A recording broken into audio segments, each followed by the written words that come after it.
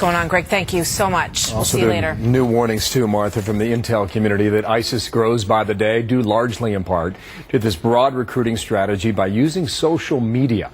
New York Congressman Peter King on the House Homeland Security Committee, chairman of the Subcommittee on Counterterrorism and Intelligence. And sir, good day to you and welcome back here. Thank you, Bill. What does our audience need to understand about that growing social media threat? Well, it shows that, first of all, ISIS will use everything at its disposal, and it certainly has accelerated the use of social media. And we see with the increasing number of young people who are joining ISIS, the recruits they're getting.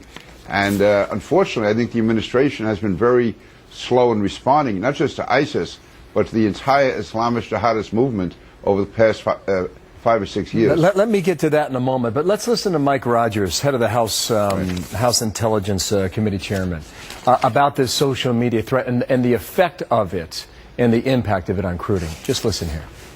The Islamic State has upped their game and used that tool as a way not only to subjugate people to their violent political ends, but to use as a recruiting tool. Some estimates are as high as 3,400 per month now joining their fight because of their social media recruiting efforts.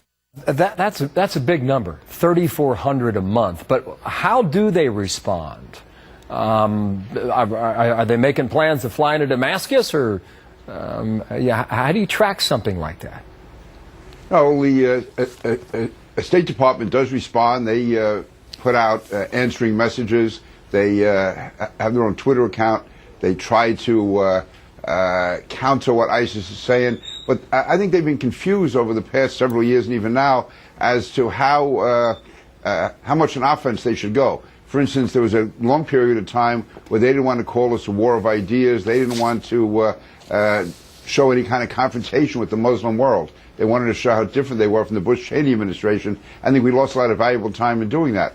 Also, as far as recruiting here in the United States, I held hearings 3.5 years ago on the radicalization of the Muslim community in this country, but it's only now that the administration is starting to target social media to different Muslim groups in this country to show them why they should not be involved with jihad, why they should not be involved with ISIS. So it's really, the State Department is increasing it. I don't think there's enough money in the budget. I don't think there's enough people involved.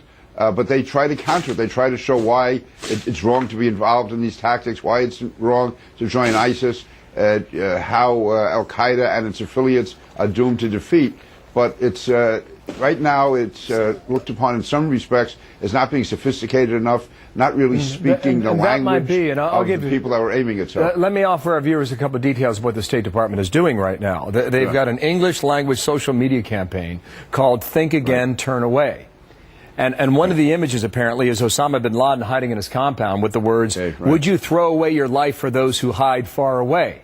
End quote. That's how the campaign is now starting itself. Is it effective? Will it be?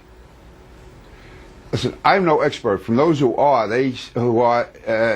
into the Muslim psyche, they feel this is not going to impact young people. That is not the type of strong enough message that's going to dissuade people from joining ISIS.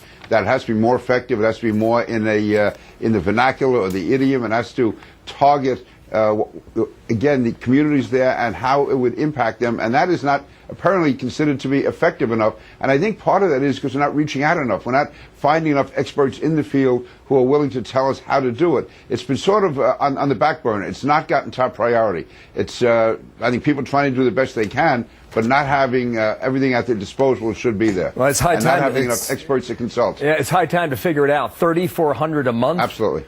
You have to reverse that tide, sir.